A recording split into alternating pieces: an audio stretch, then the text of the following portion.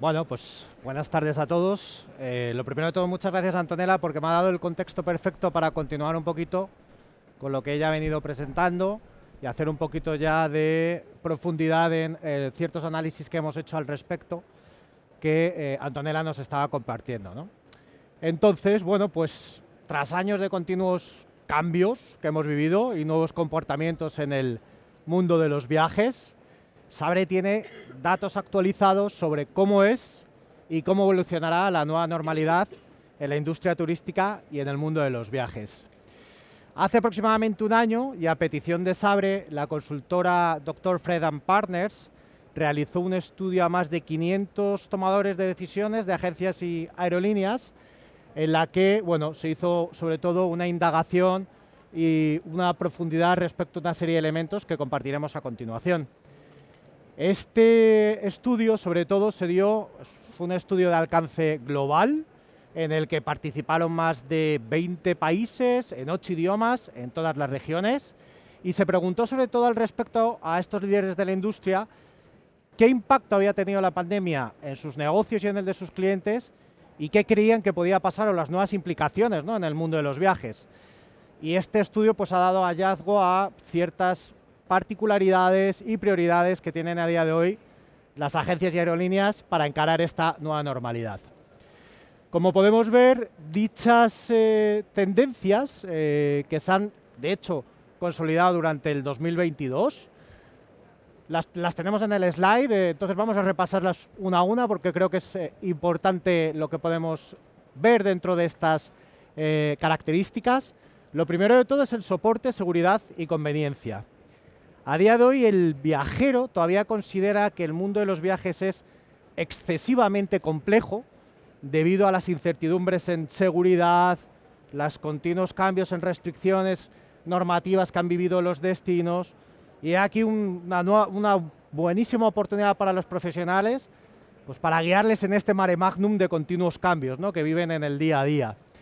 En este sentido, la verdad que los viajeros demandan también una mayor facilidad de uso de herramientas y servicios por parte de las agencias, tales como poder crear una herramienta que pueda permitirles una gestión de reserva online, seguimiento de itinerarios y sobre todo cubrir la necesidad de la personalización en la que había hecho hincapié anteriormente Antonella, ¿no?, en ese sentido que creemos que es realmente el futuro.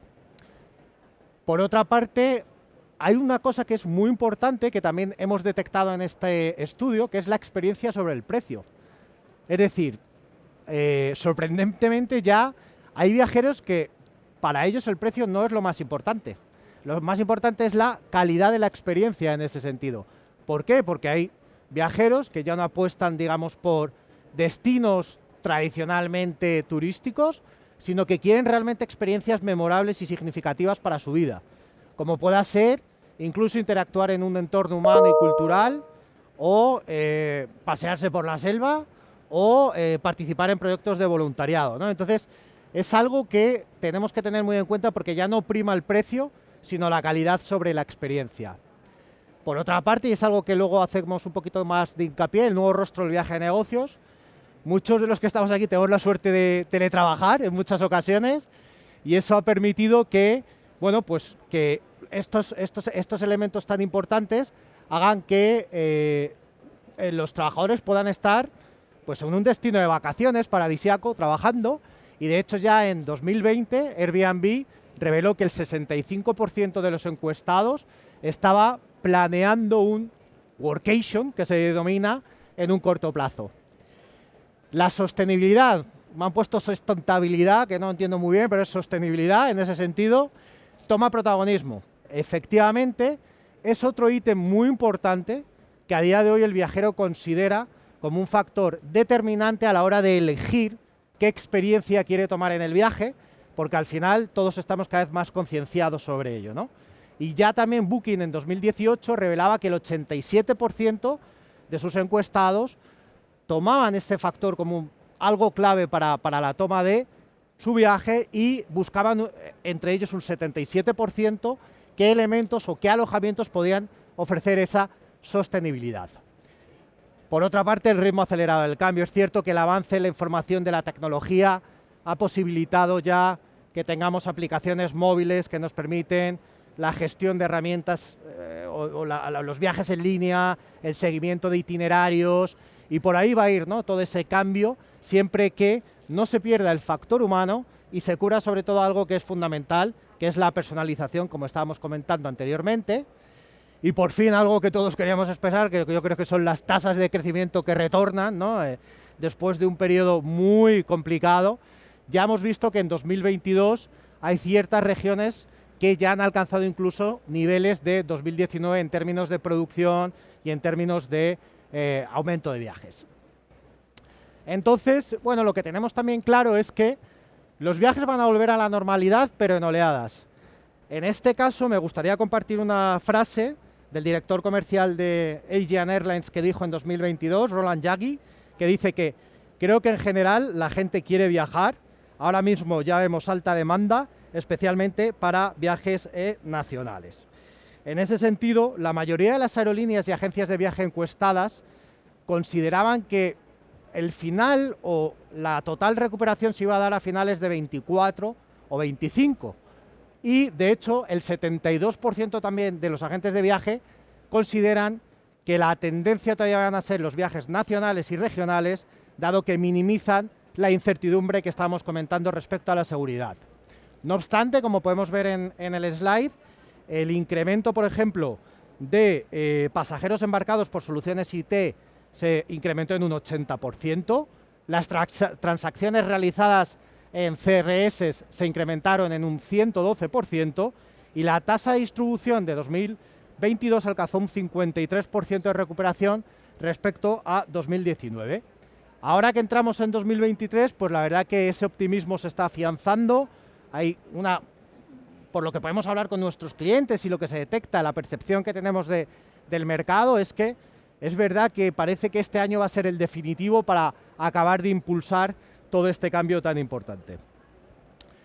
Bueno, como comentaba anteriormente, el nuevo rostro del viaje de negocios, ¿no? Ojalá me pareciese yo a este señor, no es el caso, no es mi rostro tampoco, pero es verdad que el viaje corporativo está volviendo de una forma diferente.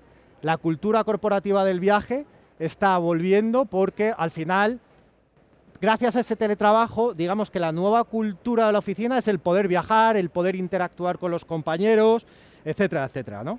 Esta nueva prominente realidad lo que va a hacer es cambiar las políticas y procesos que existen a día de hoy, y aquí existe una magnífica oportunidad para muchas agencias de viaje para poder, digamos, gestionar estos viajes que van a aportar valor a este nuevo viajero de negocios.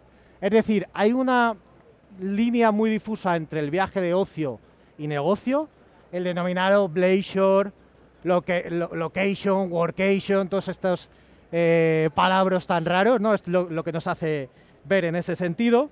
Y lo que nos están comentando es que al final, en estos viajes, lo que hace el viajero es priorizar por encima del precio la experiencia de poder volver a conectar con sus compañeros, el poder volver a ver a su familia. Ese tipo de cuestiones que antes no las teníamos tan en cuenta, yo creo que a raíz de la pandemia se han incrementado mucho, que es lo que hablábamos de la calidad de la experiencia. Pero para ello, lógicamente, las agencias y aerolíneas deben de equiparse de una tecnología robusta que permita dar ese servicio, ¿no? En ese sentido. Branco, gracias Branco. No, si me puedes pasar una slide de atrás, Branco, por favor.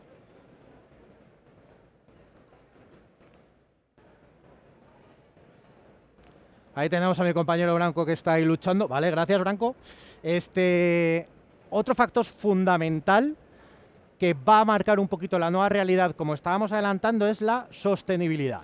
En este caso sí me lo han puesto bien escrito, o sea que me alegro que en este caso sí lo hayamos escrito bien. ¿En qué se traduce el tema de la sostenibilidad? Pues ya a principios de 2022, el 87% de los consumidores consideraban un factor relevante para elegir su viaje el que las agencias de viaje proveyesen algo que fuera eco-friendly, en el sentido de que se respete el medio ambiente, que sea sostenible al fin y al cabo, ¿no? Aunque la sostenibilidad pasó a un segundo plano durante la época de la pandemia, ahora consideramos que ha vuelto a ese primer plano, y es verdad que el mundo del turismo tiene dos palancas que yo creo que van a ser súper importantes de cara al futuro.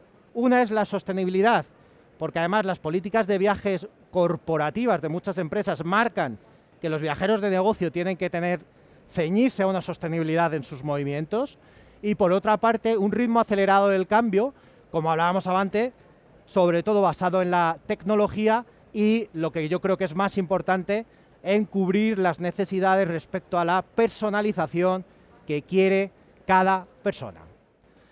En este sentido, me gustaría ahora leer casi literalmente la tarjeta, si puede Branco, porque quiero leer una frase literal de nuestro vicepresidente de Agencias Globales y Soluciones Corporativas, Andy Finkelstein. No me quiero equivocar en nada, no vaya a ser que tenga alguna repercusión, por lo tanto lo voy a leer literalmente. Y Andy nos comenta que existe una clara necesidad de agilidad, transformación y colaboración para que los actores de la industria puedan estar en condiciones de identificar estos cambios, elaborar estrategias para futuras oportunidades de crecimiento y mejorar la experiencia del viajero. Es verdad que ya a principios de 2022 nuestros clientes nos comentaban de la necesidad de tener partners tecnológicos que le ayudasen en todo este contexto que comenta Andy, y más de la mitad del tiempo que dedicaban las agencias de viaje están buscando ese tipo de partnership con terceros y alguien que les pueda, digamos, acelerar ese ritmo también de transformación digital.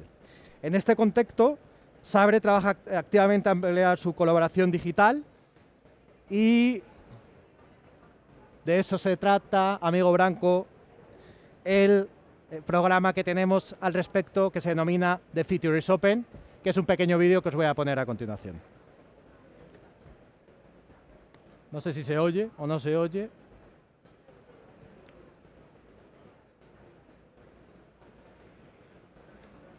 No se oye. Bueno, lo intentamos otra vez.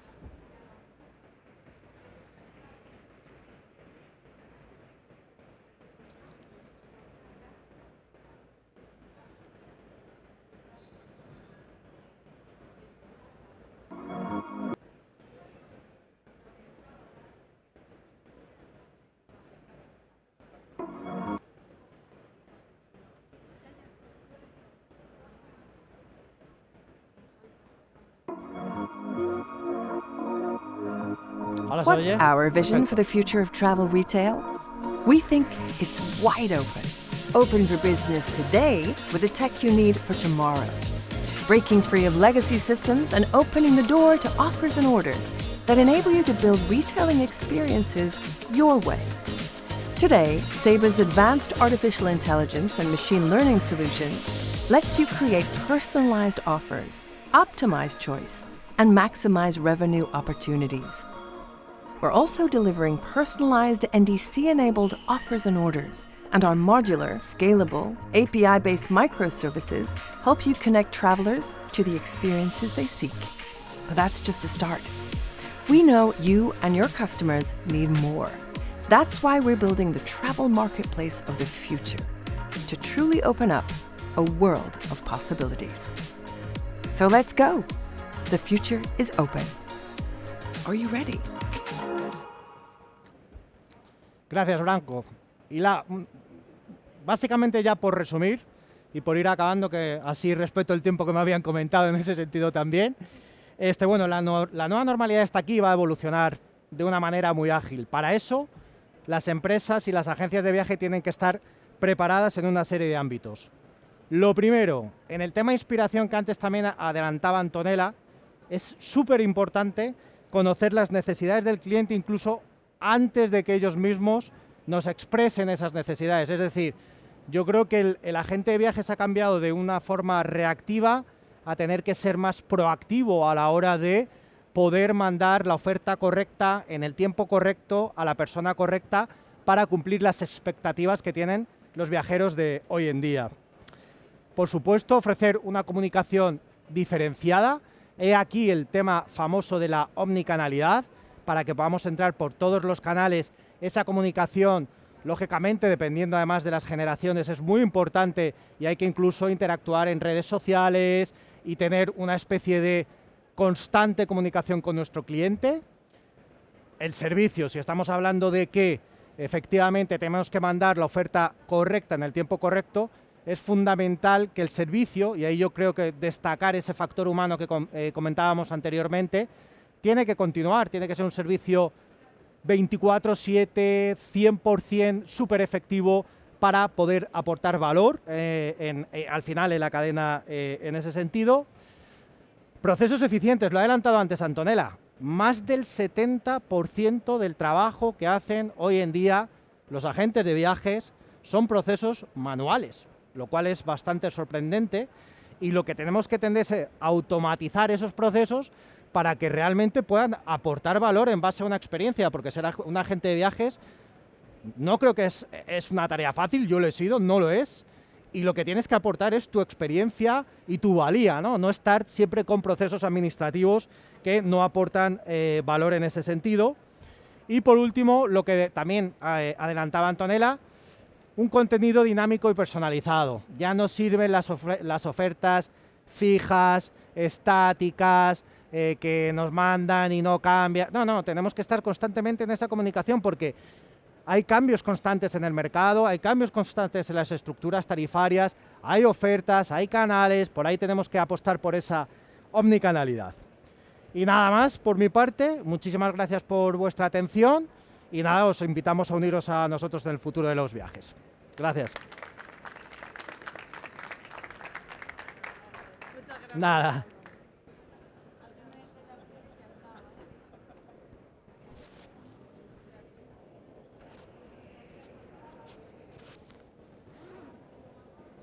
Con una ponencia en inglés, Reimagining Heritage, Elevating the Heritage Visitor Experience through Innovation and Technology. And with us is Ahmed Doud, Executive Director Innovation, the Royal Commission for Alula. Thank you very much, Ahmed. Thank you. You have a box of water if you need it.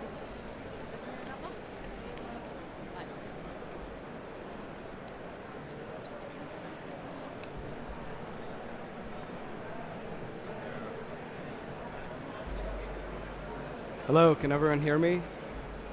Yeah, show of hands. Okay, this is strange because I've never done a talk at a silent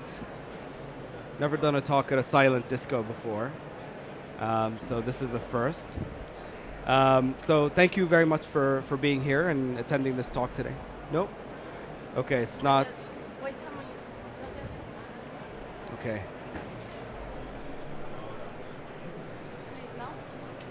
Okay, Yes. How about now? Yeah. Excellent. Again, sorry for that. I've never done a talk at a silent disco before.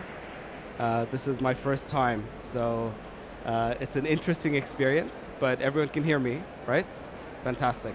Thank you very much for coming here today and attending this talk. Really excited about the work that we do and happy to showcase it. My name is Ahmed Dawood, and I'm the Executive Director of Innovation at the Royal Commission for Al-Ula. The Royal Commission for Al-Ula is the entity responsible for the stewardship of the county and the destination of Al-Ula in Saudi Arabia. And my job within that context is to ensure that our destination and our county is continuously relevant, differentiated, and competitive. So, walk in the park.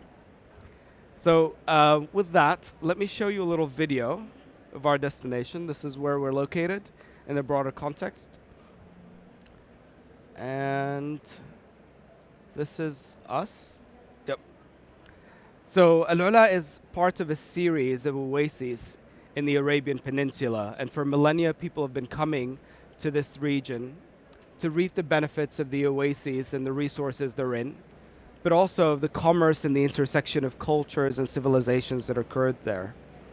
So Al-Ula was once the heart and the capital of the ancient Lihyanite and Dadonite kingdoms of ancient Arabia.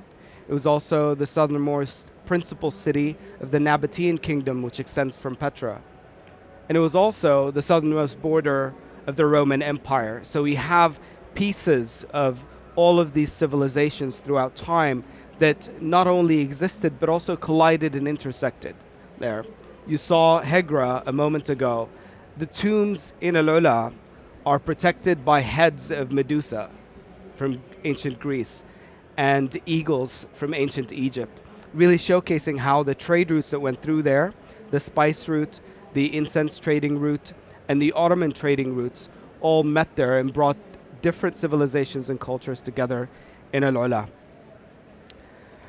So, and most recently, Al-Ula was also named one of the 7 wonders of the world by Condé Nast magazine. So that's an achievement we're very proud of, that the work that we're doing to showcase this destination, its beauty, is finally coming to bear and being recognized. And for me personally, I'm not Saudi. I'm a Sudanese American, but currently I'm a very proud citizen of Al-Ula. I'm really excited by the energy that's happening there, the vision in Saudi Arabia, and how that's being manifested into the most rapid transformation and change of a nation anywhere in recent history. And I'm an engineer by training, so I'm very fascinated to live in what I believe is the world's largest startup currently. Any other engineers in the stage? Show of hands. Fantastic. Good luck not getting disrupted by ChatGPT, but I wouldn't bet on it. So I've spent quite a bit of time as an engineer. I've worked on everything from healthcare to high performance computing, semiconductors to supercomputers, digital health, and everything else in between. But of everything that I've done, nothing has taught me more about myself and about innovation and technology than my biggest failure. Many years ago, I was the founding CTO of a digital health startup. We seemed to be doing really well. We were using wearables to provide aging adults and senior citizens a higher quality of life, and that was our mission. How can we use wearable technology to allow aging adults more autonomy, more independence, and a better quality of life, and a lower level of managed care? We spent a lot of time working on building this product. Spent 2 years building a piece of hardware, right? Like, who's doing hardware anymore? But somehow I thought that was a good idea at the time. And so did Microsoft, where we were incubated for a long time. We received investment from a lot of the insurance companies that felt like this was really going to help them in their actuarial models. And when I finally had a working prototype and I took it to a group of senior citizens in a senior center, they absolutely hated it. And I was devastated, not just because what I built had failed, but more importantly, at the disappointment of the people that believed in me, the team that I had built, and they trusted me, that I was leading them somewhere fruitful, that I was building something of purpose and something with value. I didn't know how I was going to feast the people that now I had to let go of. I didn't know how I would pay my rent. The impact was very significant and very much felt. But it led me to realize that when I showed up to these senior citizens and I said, "You're welcome, this is fantastic, I'm sure of it," I wasn't being empathetic, I was being arrogant. And it was surprising now that I see it in hindsight that I didn't see it. So this caused me to really rethink my perspective towards technology, towards innovation, recalibrate and reorient where I start the design process. And it isn't just with human-centric design or any of the Stanford D School stuff. It's really more of how do you extend your capacity to be compassionate, to actually love the people that you're designing for, so you're building things that actually conform to their needs, actually help manifest their aspirations in life.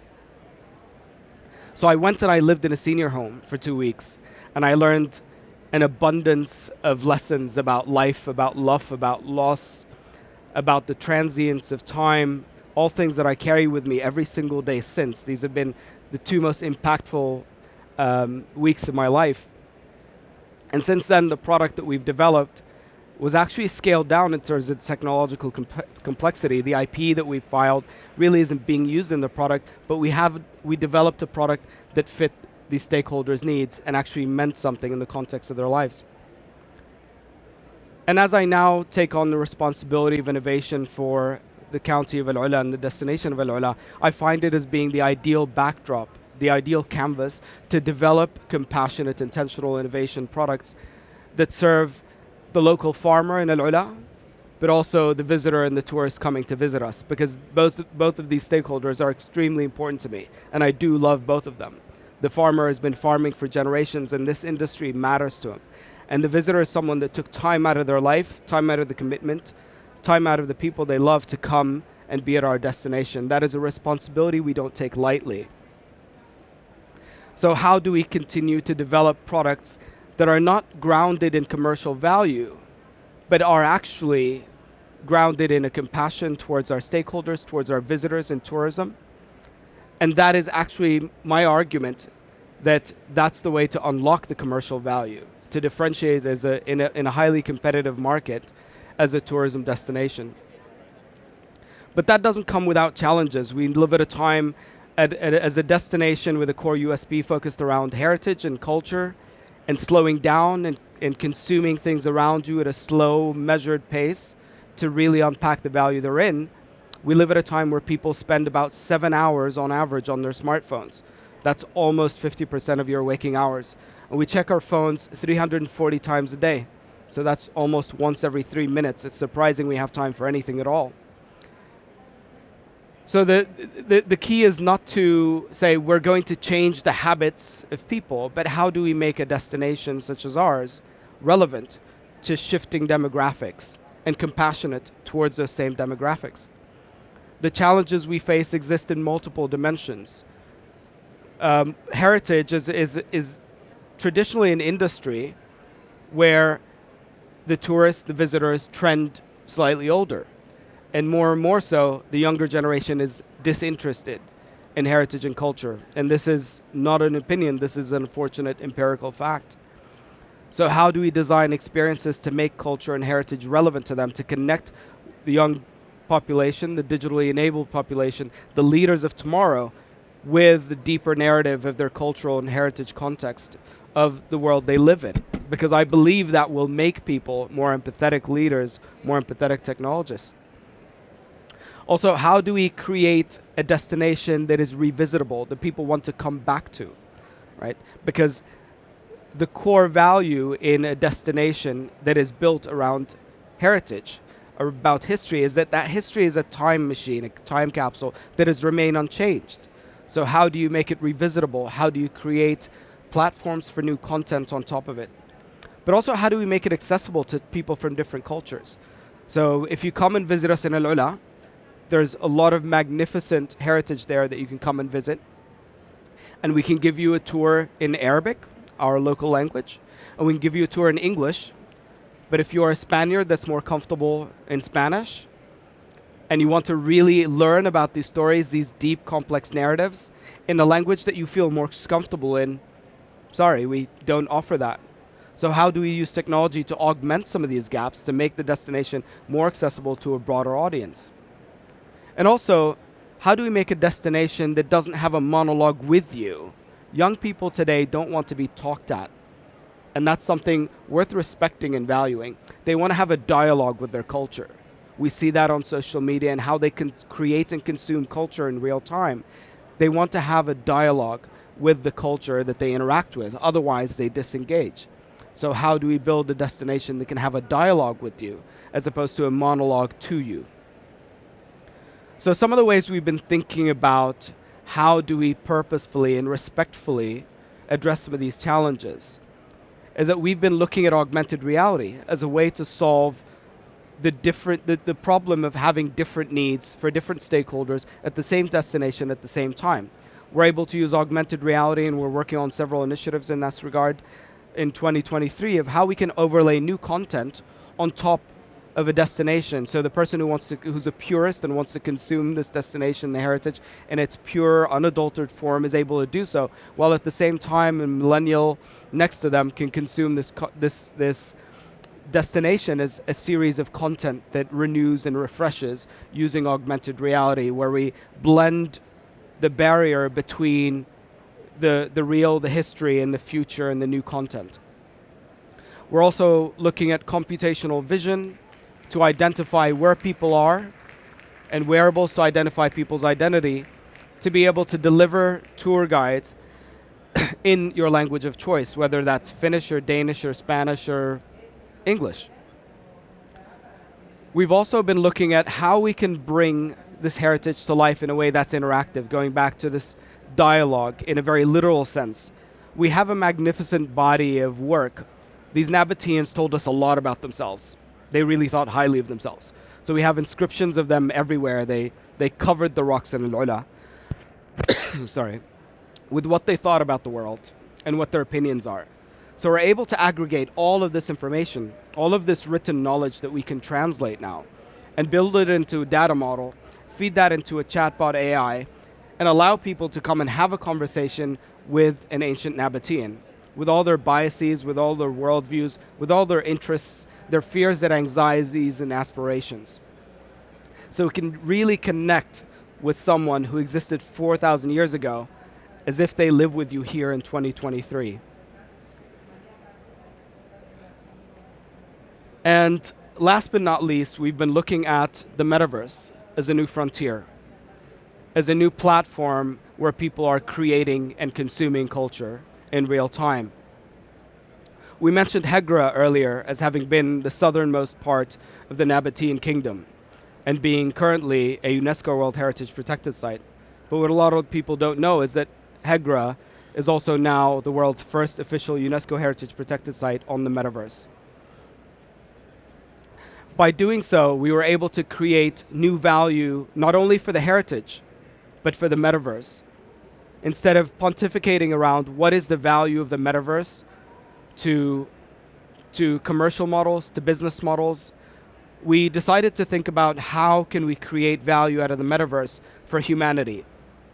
So we were able to use the metaverse to put an important piece of human heritage and make it accessible, democratize access to it, and even extend access to it beyond what is possible in the real physical world. If you come and visit Hegra today for conservation purposes, our archaeologists will not allow you to enter the inside of the tombs. But you can do that all day long in the metaverse because we've 3D scanned the exterior and the interior, and you're able to enter a 2-scale version of the tomb today on the metaverse. We actually host meetings inside it now on the metaverse. So let me give you a little sneak peek of what that looks like.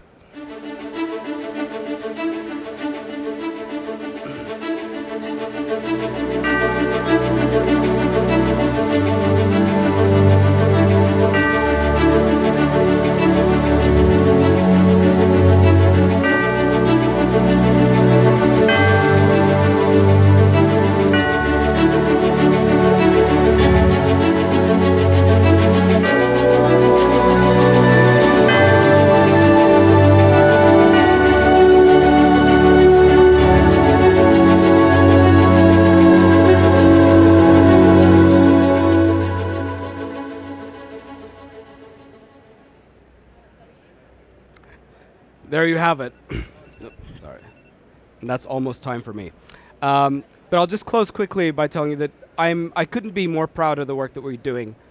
I couldn't be more proud about how we're contributing to the fabric of culture as we know it today, and how we're bringing together history from 4,000 years ago to cutting-edge future technologies to create new value, not only for our destination, not only for our stakeholders, not only commercial value, but value for the future of humanity. And that's really what we care about. We're more excited we're more excited about what's to come than what we've already done. We're introducing fresh new experiences on the metaverse to allow you to consume the heritage that we have aerially with a hot air balloon. We're also creating new models of engagement where people can come and learn about new sports such as polo. We're hosting the Richard Mille polo race in Al-Ula next week. So that's going to be activated as well in real time in the metaverse. And we're going to continue to explore these new frontiers. We don't know if these experiments will fully succeed. We have confidence that they will. But that's what matters. That's what's important, is that we continue to experiment with new frontiers. We continue to explore what's next and how can we create new authentic value. As a professor of machine learning at University of Washington, a good friend of mine, Dr. Mohammed Oranzeb Ahmed, once said, "We are the ancients," when asked about the role of AI in heritage. It's a really profound statement. We are the ancients.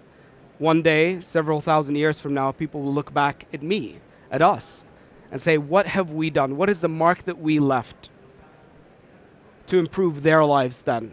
So just the Nabateans had a claim and a right to respect the land and the heritage.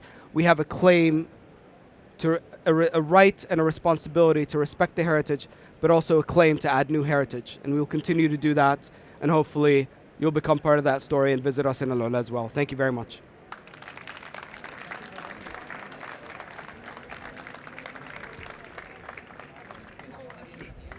Thank you very much, Mike. Thank you. Thank you. Okay.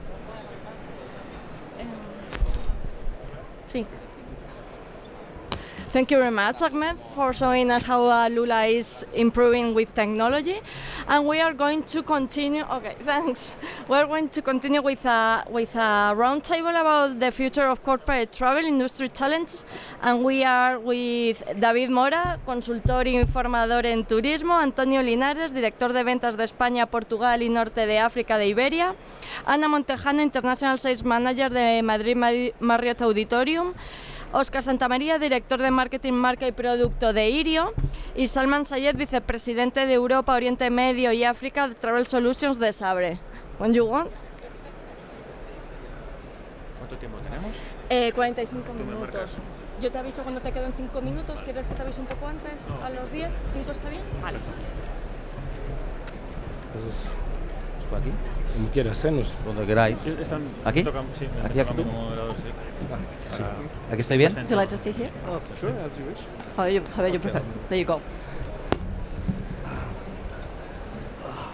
Okay, so now we have to switch into English. Definitely. Thank you very much for the audience for being here, especially in this very hectic Fitur that we are enjoying this year after these 2 pandemic years. And we have a top-notch panel today to talk about corporate travel. We're going to start presenting the participants. First, from right to my left, we have Ana Montejano Pastor, who is the International Sales Manager from Madrid Marriott Auditorium Hotel, very close to from ITEMA. Thank you. We have Salman Syed. He is the VP for Europe, Middle East and Africa Travel Solutions from Sabre. Thank you very much for being here. We also have Óscar Santamaría, who is the Marketing, Brand and Product Manager at Irio, the railroad operator. And then finally, we have Antonio Linares, who is the Sales Manager for Iberia and North Africa at Iberia Airlines, the Spanish national carrier. So once again, thank you very much for being here. And well, the topic for this panel would be corporate travel, but maybe if you can go off topic if it comes to this point. But I would like to start with, I'm not going to quote, but I preparing this panel yesterday, I was reading the Skift magazine, and one of the forecasts from the US Travel Association, who said that international corporate travel, business travel, will not recover fully, almost fully, until 2025. So the prognosis for the following years are good, but still we need some time to recover. So before we start with the trends for the future, I would like you to make a kind of a review of the year that just finished. So how's been 2022 been like, and how did your companies manage to recover from pre-pandemic data? Maybe Anna, can we start with you? Well, your question just remind me to the very beginning, which was the pandemic, the lockdown, when we're receiving all those massive cancellations from clients, trying to apply that force majeure clause that we try to never use in contracts. We had the furlough, employees in furlough, staffing problems, but then by mid or the end of 2020, we just decided to bet all in and reopen the hotel, Madrid Marriott Auditorium, adapting procedures, social distance tactics, every single thing the client was demanding. So by 2021, we were able to surf the wave. And in 2022, we were having really great expectations, numbers pretty similar, or expected numbers pretty similar to pre-pandemic. However, we had Omicron wave hitting us. So in the very end, results were well, were great, but I think we have much more to do for the coming year in order to achieve those results that we used to have before the pandemic. I will say we are about at 10% to achieve. Okay. So clearly 2023 is the year in which the show must go on, and the best is yet to come, I think. Sounds good. For us, it was 2022 was a very welcome year after what we've been through in the last couple of years. And for Sabre, our focus, or Sabre, which sounds very nice as well, for Sabre and Sabre, the focus was very much on two things. One was our own people and how we take care of them, how do we support their well-being, because like every crisis, we knew that it would eventually be over and travel would be back. And secondly was our customers, because our customers were going through exactly the same thing that we were going through. And so our focus was very much on this. It has certainly been a very hard work, but I think our investments in technology, so last year, that was very important for us. Last year we spent more on technology, over $1.1 billion than we have ever spent. So we knew we needed to be ready, and we needed to be ready for our customers and for our suppliers when travel is completely back and on to the next level. Okay. Oscar? Well, for us, we are new in the market. Actually, we started operations 2 months ago. So 2022 has been the year of preparing the launch of sales, which happened in September, preparing the launch of operations, which happened the 25th of November. So the part of 22 operating is quite small, but we have a very good feeling, very good feedback from this 2022. We notice a very increased, a growing interest for our product. We operate in the Spanish market, the most competitive high-speed market in the world, with 3 operators, 4 brands operating at the same time in some corridors. So once we started selling, we noticed this interest for this new product that we offer, product and service, and with the start of operations, the interest increased, and the feedback from the customers, those who have traveled in 2022, have been very good, with an NPS of 9. So this is really amazing as to start. So actually we are starting now. Is the moment for us. We are starting now. We are launching new routes this year. So the feedback from 2022 is impossible to be better. Very happy. Oh, well, congratulations for Thank that you. achievement already from the start. Antonio, your perspective. So thanks IDH for the opportunity to give us some input on these interesting questions, and to have the opportunity to reflect on the previous years and how we see things in the future with the rest of the team. I think I would highlight some of the things that have been mentioned here. We come from very different industries, but it is true that some of the underlying things that we've seen are very similar in each industry. The first thing I would like to put the focus on, it's obviously the people, and not only the people from Iberia or the aviation industry, but as well from all the sectors that play a role in tourism and trips. I think we had incredible difficult years throughout 2020 and 2021 specifically. We saw the light, or started to see the light in 2021.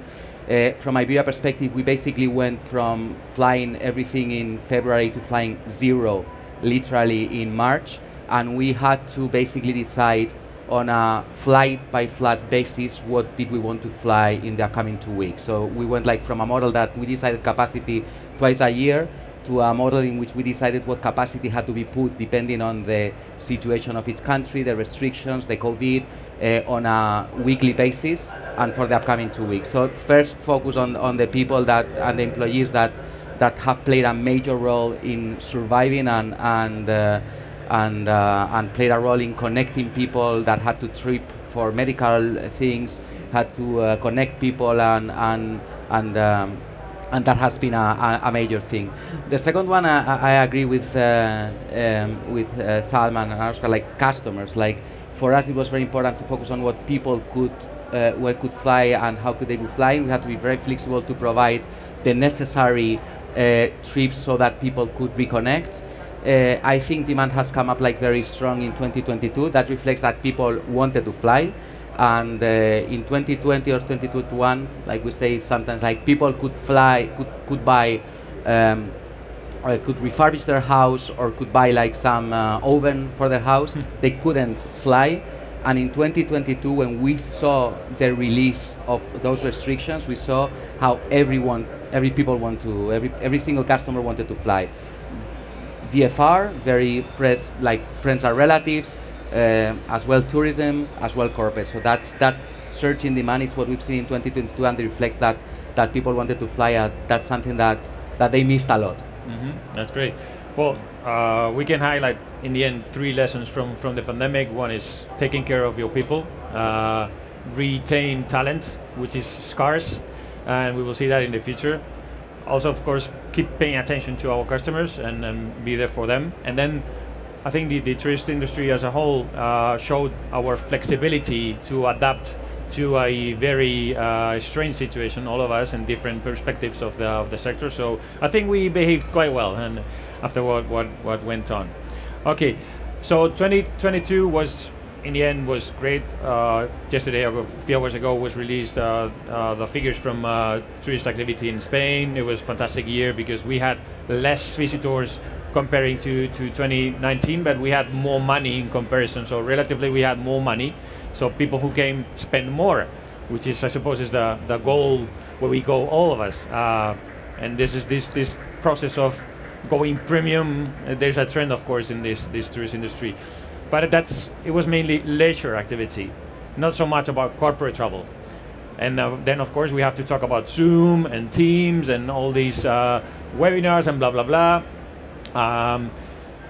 How is this affecting the transformation of corporate travel?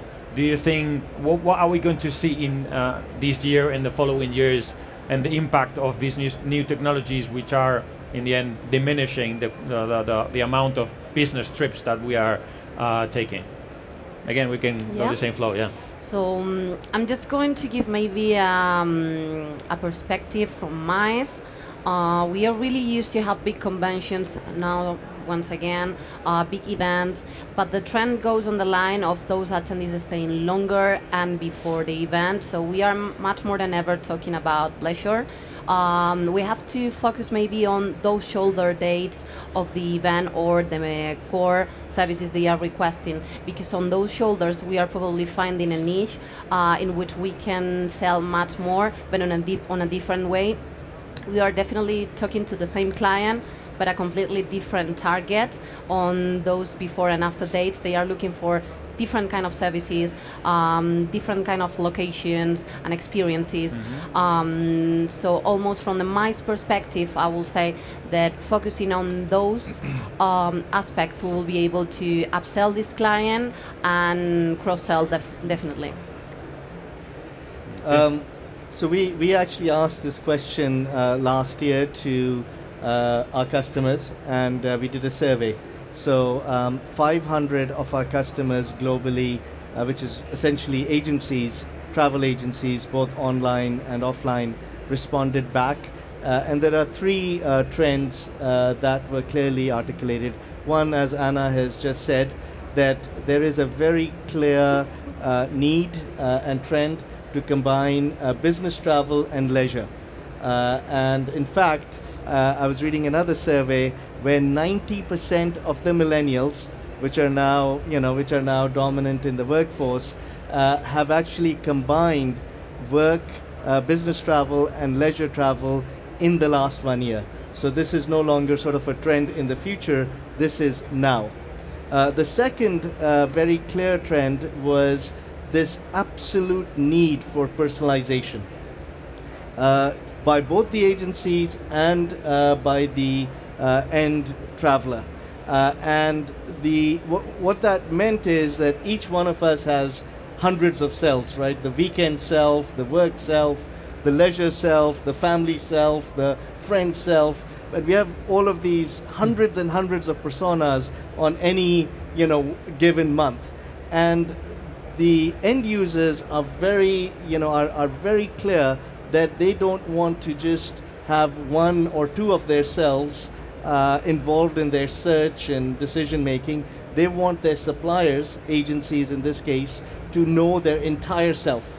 So that need for personalization is, has just grown exponentially. And then third, and a very clear agenda was sustainability. It is very clear, and especially in Europe, that need for making sustainable choices came out loud and clear. Okay, great that you raised that up. We will go deeper into sustainability afterwards. Oscar? Yes, well, I do agree about the leisure concept. It's here to stay. It's not a trend anymore, so nothing to add on that. About trends that we've detected when we were planifying, design the product, we work together with customers. I can say that a customer has been responsible for the product and services we offer, so I'm very proud of that. And we've detected some needs, more than trends, some customer needs that were not being covered at the moment. Flexibility is one of them. So all the months previous to our launch, when preparing the product for the start of sales, this is our bet, not flexible tickets, only flexible tickets, because everything is changing, everything has changed after the pandemic, our lives changed, our needs change continually, and well, flexibility is a must, and this is something that we wanted to cover globally. So our tickets are flexible. Of course, we are talking about rail, we are talking about commuters that come back and forth.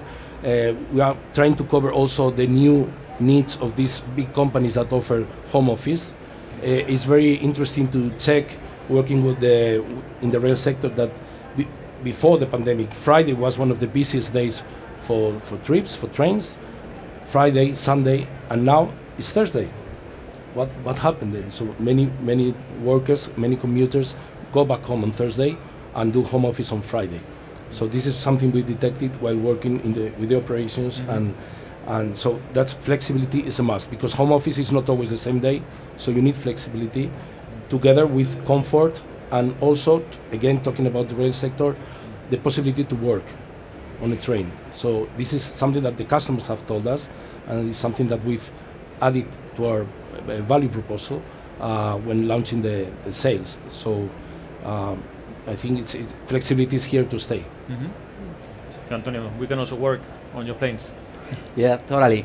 I mean, I would totally agree with some of the very interesting points that have been raised by my colleagues on the table. I would say that at the end of the day, I don't see that if we separate the types of traffic, VFR, leisure, and corporate, I wouldn't think that those three are completely independent. At the end of the day, the people that want to travel and have realized how important it is to travel, it is to see their families, it is for leisure, but as well the people that manage the companies, they've seen as well the benefits of seeing each other and having that people traveling to make deals, do coaching, see the other people, the other teams, etc., etc. I would highlight probably one other thing, that is the MICE that Anna was mentioning, and I think the MICE as an element that is going to help the corporate travel, because people have realized that at the time of having their employees disconnected, a way of defending and protecting their talent and the risk of having those people exiting their companies, they want to have events to reconnect their people. And these have been raised by many of the corporates that we've been visiting over the last months, and they state that. I mean, the profile of the corporate travel might change, as Salman said, completely agree with that. That might be leisure, there might be more combining leisure and business travel, there might be MICE, there might be, but there's going to be a net effect of all those different types of traffic that at the end of the day, I think it's going to be, it's going to trigger more demand for us as providers to be more flexible, to have more elements or tools that we didn't have in 2019, but at the end of the day, the net effect, I think, is going to be probably not as in 2019, but close to 2019. I'm pretty optimistic about that. Okay, so we can say that tourism is going hybrid. So we have those different personas during the same trip, and also destinations have to cater to these growing necessities of the traveler. But nevertheless, even though, because we were quite pessimistic, 2021, of course, 2022, we were a bit pessimistic, and in the end, the results were way better than expected. But it still is difficult to make forecasts for 2023. So which are the key factors for you to determine offer and pricing for, at least for this year? Rates go up, how much capacity, how do you see that? Maybe you can now change and start with Antonio the other way around. Yeah, I mean, like the forecasting, it's always difficult, especially when we speak about future, no? and I think it's difficult to understand how, in a very granular manner, everything is going to behave. We are moderately optimistic about travel industry in general and corporate travel. I think that we will need to adapt things at a much higher speed due to the pandemics, and I think some of the things that we are in a very speedy manner putting in place were things that we were already thinking of doing in 2019. So I think it has been an abrupt change, but I think those are the things that we were already being asked to do in 2019. I think there's like geopolitics. Now we know the disruptions that are happening in Lima, in Peru. There's a war happening like very close to us, unfortunately, and these are things that might play a role. But we are moderately optimistic in the sense that we are seeing how people still wanna fly, and we see all point of sales, all regions in general wanting to fly, all different types of traffic, corporate, etc., etc. So I think like it is more on how we respond to this quick change of habits on the customers, that they'll be more demanding and more quick, but it is more on how we respond to that rather than if the demand is going to be there, because we think it is. Okay, good to know. Well, we are, for 2023, we are very optimistic as well. We have a challenging year. As I said before, we are in the high-speed rail sector in Spain now with 4 brands is highly competitive. So price is going to be one of the key factors during this year. Also, because of the economical situation and the environmental situation. But we are very optimistic because we've seen a growing demand in the corridors where there've been an increase of operators. That's the Madrid-Barcelona route, for example. There's been increased demand with values over 2019, so this is good for us. It's an opportunity for us. Also, is recovered in Valencia, Madrid-Valencia, that we also operate, and then we start the 21st of March. We start operating the south to Andalusia. There, the demand has not grown. It's under the values of 2019. So for us, it's a great opportunity because we are starting, and I think we're going to help for the demand to grow and to be able to offer our services. We have a very challenging year with these 4 players in the same market, but we are very optimistic. A lot of work to be done still in operations, in sales, in marketing, in brand awareness, but very optimistic and with a lot of energy. Yeah, I certainly share the optimism of my colleagues in 2023. And I think we're seeing the demand from both corporate agencies, travel agencies, and leisure agencies. And it's by a factor of 10 in terms of their end users, their end customers, of the demands on them. And it's not, and as you said, Antonio, that it's really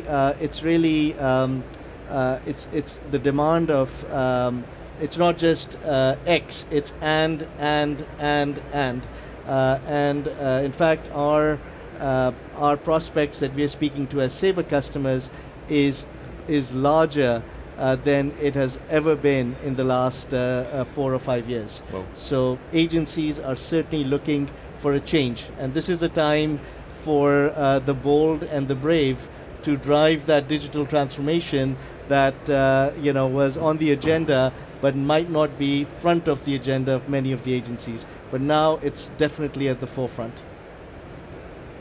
So I totally agree with what my colleagues were saying. We are optimistic in the industry. However, in the hospitality area, we'll say we are still a little bit conservative when doing the annual budget. From my perspective, once again, I will say there's one key factor, which is a hesitant demand. We are receiving the same amount of RFPs we used to receive pre-pandemic, same request, but definitely different size, with different kind of services, reducing budgets. They are also changing the final details of every single request because corporations are not completely confident about when doing events and when not, about budgets. These, along with the rising prices of fuel, inflation, give us an uncertainty that we have to manage somehow. It's our responsibility to somehow optimize all those elements.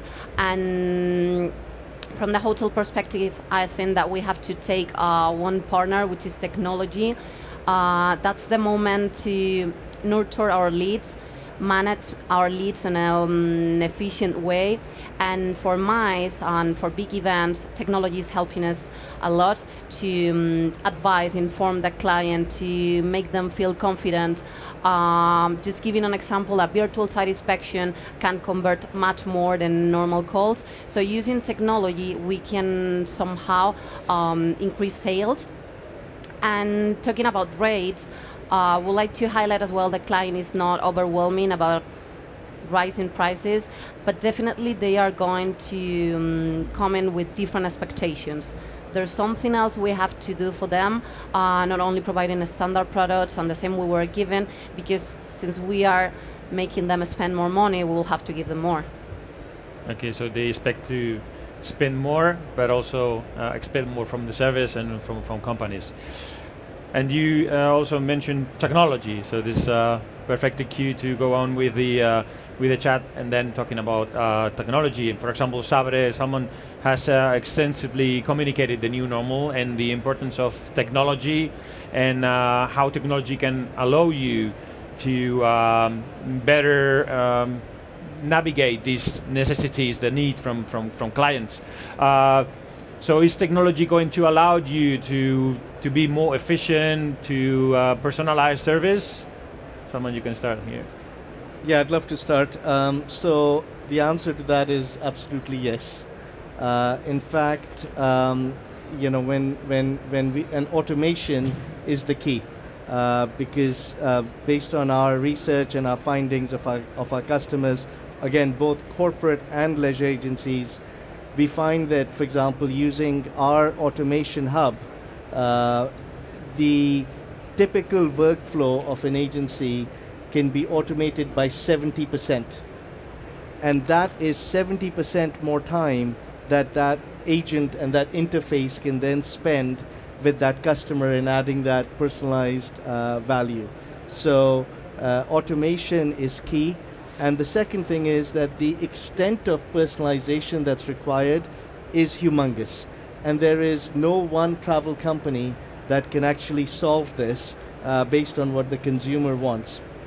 And I'd just like to highlight briefly here the exclusive partnership that we have with Google, where we are using best of breed AI, artificial intelligence, and machine learning to actually not just create this as a tool, but actually embed this in the workflow so that the interaction, the interface, the workflows become like extremely intuitive.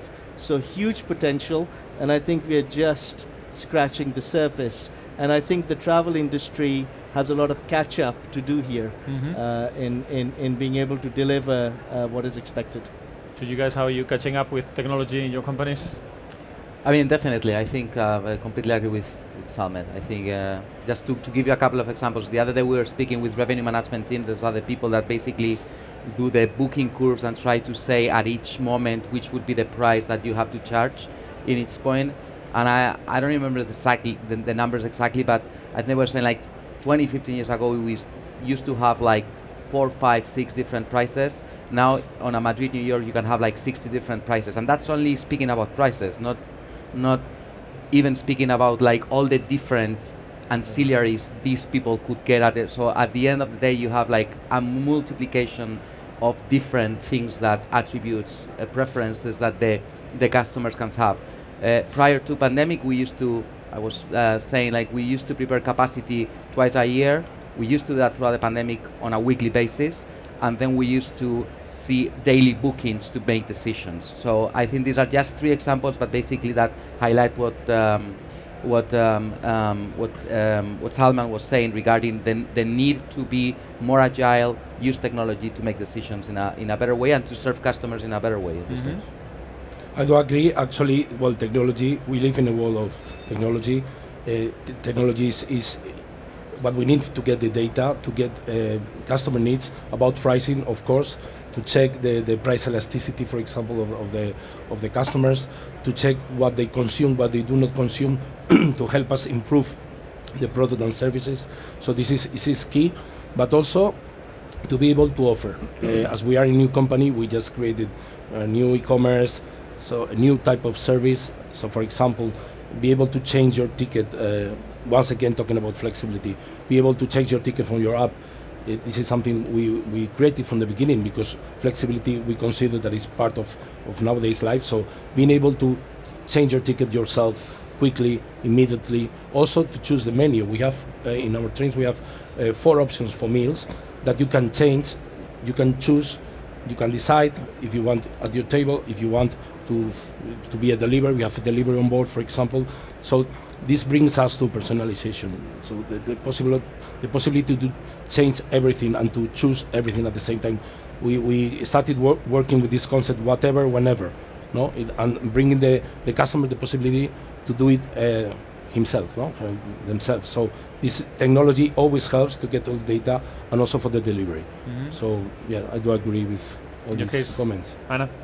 So technology for a hotel as a key partner, I think at this time can be used rather, as I mentioned before, to help us increase sales or conversion. Doing a virtual site inspection, you will be able to provide much more information to the client that you can do with a normal call or an email, and definitely you will be able to show the advantages of your product. With this given and said, not only the virtual site inspections are here to stay, but the metaverse option as well.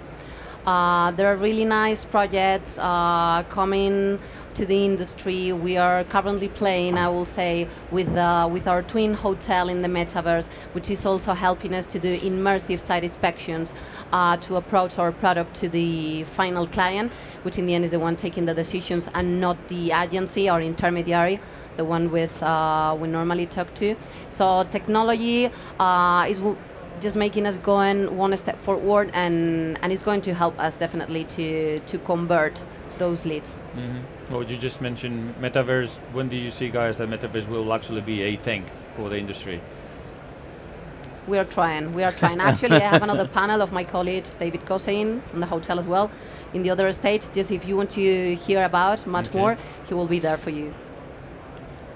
Okay, so I think we will expect more and more technology going towards that seamless experience that we are all expecting in our business trips.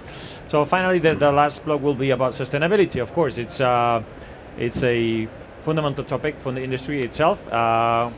We have gained a bit of a bad reputation, especially certain parts of the industry, for the pollution and emissions that generate our industry. But I think we are being quite fast in trying to adapt our processes, and also the communication, the narrative of the tourism industry has improved a lot. But in which way do you see the change from the industry adapting to and trying to modify your companies to adapt to this new reality? How are you working on it? Antonio, for example. Start? When you were saying, like, especially some part of the industry are looking at more airlines, cruise industry. So I might be the first one. Look, I think that I think sustainability has to be in the ADN of of every single company, and obviously airlines as well. I think it is fair to say that I think we have to split the conversations in 2 angles. The first one is like what are airlines doing for sustainability, and there has to be like an aspiration of being better every single day, and this is like a problem for our descendants that we have to work on very hard and reinvent ourselves on an almost daily basis. I think from Iberia perspective, what we've tried to do is first like work on equipments, like which equipments we have that pollute the most. Back in April 2020, when we didn't even know when the recovery was going to take place, we got rid of all the 34600s, which are aircraft that have 4 engines instead of 2, and we said, look, we might be we might be lacking aircrafts when the demand recovers, but we have to make this decision. So we have to be blunt about those. In IAG, we've been the first group in the aviation industry that we said that by 2050 would have like 0 net emissions, and in 7-year time, in 2030, we're going to be having 10% of the fuel that we consume is going to be SAF, which has like obviously like a very reduced net emission. So I think we're doing things that are part like on a daily basis to the decisions we make. I think there's the other angle of the conversation is what we do jointly, and I think this cannot be only part of the discussion from airlines, because we cannot be flying. Our aircrafts are not going to be Teslas from one day to the other, and this has to be a wider conversation. We cannot be charged with taxes before the solutions have arrived. So what has happened in France, for me, it doesn't make any sense at all, because that disrupts the industry. Our aviation industry is part of the GDP of the countries, and we cannot like disrupt that before the solution comes. We have to jointly think about that. We cannot be thinking only on Europe basis. So these taxes cannot be part of Europe. This had to be a joint discussion on what OACI does for a joint perspective. How, from a European perspective, we can have like a better single skies discussion, that because of the construction of the itineraries that we do, we could be reducing 10% of the fuel consumption. So I think there has to be things that need to be made on an individual basis from airlines, from aviation industry groups such as IAG and such as the way we are doing things. But honestly, I think we have to be there have to be like a joint discussion on how things are tackled, not only from a specific aviation. Of course, and I think you are investing a lot on, especially on SAF and the sustainable aviation fuels, rather than other hydrogen or electricity, which I don't know, it's very, very long run. Exactly. So you are investing a lot, and all the airlines, and even the cruise industry, which has even a worse reputation. I think they are also investing a lot of money, there. And I think even if we have to pay 1 to 5 euros more to fly, we will keep flying. We will keep flying because we love traveling, and there's another lesson from the pandemic, that we want to keep flying and enjoying experiences. In your case, Oscar Irio? Well, in our case, first of all, sustainability is here to stay. This is the present, it's not the future anymore.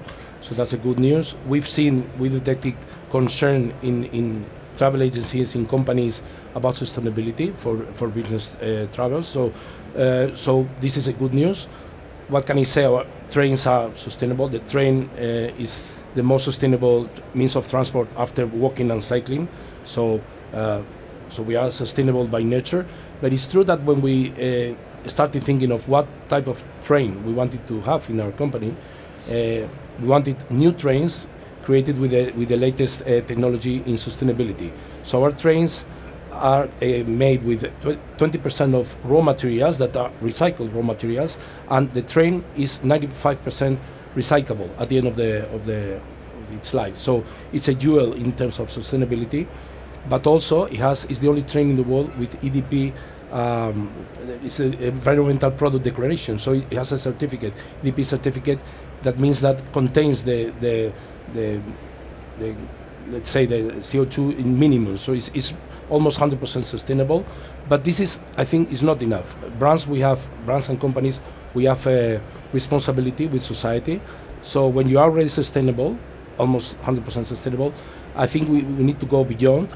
This is why from the beginning, from the the product design and from the compromise we have with sustainability, we wanted to go further, and we started thinking of how to involve the customers, our future customers at that time, in our compromise with sustainability. So we started thinking of the idea of creating a forest, an intelligent forest. This is what we are creating these days, and involving our customers in growing this forest. So we have an add-on in our purchase process that customers can contribute to create this forest, because of course the trip is sustainable, but when you go to a city and you stay there for 2 days, you leave carbon footprint somehow, you know. So it's a way to compensate that and to make everything 100% sustainable. And I think the value of this is how to involve customers in this compromise. And for us, I think it's a step forward. No, it's a step beyond with the society. Okay, Salman, your insights. Oh. Yes, I would like. Sorry, I would yes, like to please. since Oscar from Irio just mentioned, I think it's very important that we when we speak, when we are seen as alternative ways of transport. I always say that we want railways to be more efficient. We want railways to have like better connections to Madrid. We want the train station to get into the airport, because we think that there's specific regions that are connected like by a train in 2 hours, where we have like 1 hour, and we don't want to compete in that manner with there. So we have conversations with Irio, we have conversations with Renfe. We have a train and fly product that basically tries to connect there. What we need is the infrastructures, again, from a global manner, to serve for that purpose. So we don't want to compete with AVE in a city that is connected efficiently. Exactly. So again, this is another example of where we can work together better. But again, we need like a global perspective and focus on the problems that we have today, which is like the high-speed train doesn't get into the airport, and it's a pain in the neck, sorry to say that manner, to basically connect Valencia, Madrid, and Madrid, Sao Paulo, with Irio, Renfe, or Iberia, because there's people that have to do a connection that is not efficient. Yep. So these are, sorry to say that, it's of course.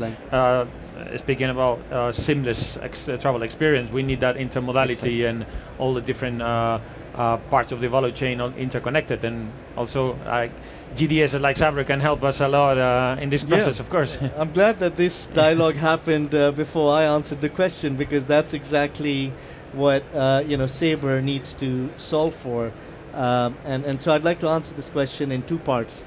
One is what we've already done, and secondly, and more importantly, what we need to do and what we are working on. So what we've already done is very simply that as the marketplace, as the platform for personalized travel, that we clearly outline the carbon footprint that the choice that the end user makes is having. So we very clearly already have the tools. It's already embedded in our different technology platforms to give that view to the customer. So that's already done, and that's available now. The second piece is the journey is the importance of this is only going to grow. And what we're working again with with Google on, who we have an exclusive travel partnership with, is how do we embed that in with a lot more complexity in how travel is searched and how that offer is created. So it's not just an end result that shows up, but it is actually front and center of how even that personalized offer is created. And that's where the real, I think, excitement and impact happens. And that, I think, will enable what my colleagues here, Antonio and Oscar, were talking about. Fantastic. Well, talking about sustainability, when you are facing the demand of corporate accounts or big clients, I have to say that they are not only worried about sustainability, but about CCR globally. Corporate social responsibility is becoming a must, and it's reporting as well. What they are demanding, they want to know which is the exactly impact of their travels when they are staying in your hotel. They want to know which is the carbon footprint. They want to know which are the the spends on creating that event, that experience, because non-financial information is becoming much more important than ever. So not only about sustainability, but about that social part, that workplace, those human rights, taking all of them into account, we can sometimes prepare really interesting reportings for these corporate accounts that they are going to use for compliance purposes as well. So definitely not only about sustainability, but about all of them. Well, it would be great if those picky customers have the same behavior at home as what they have when they are at their hotels and flying and going, because sometimes they expect something that they don't do at home.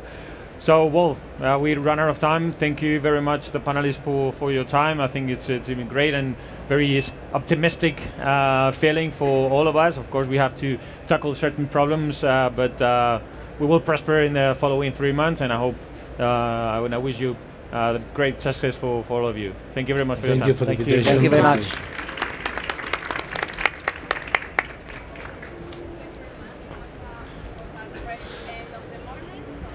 Thanks. Thank you. Continuamos esta tarde con los AMT Smart Destination Awards, donde se van a presentar soluciones que ayuden a los destinos a ser más tecnológicos y ayudarles en los retos de convertirse en destinos turísticos inteligentes. Así que volvemos a las 4. Gracias.